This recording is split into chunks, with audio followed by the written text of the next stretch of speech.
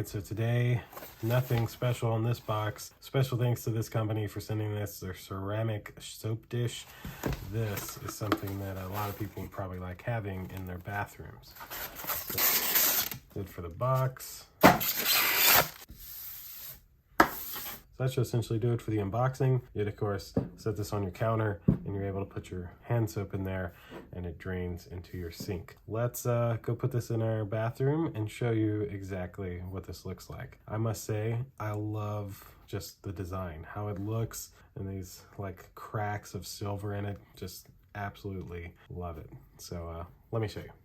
So that's what it looked like on your counter or sink, depending on where you put it. The enters, Mike Wayne. Fanciest soap around.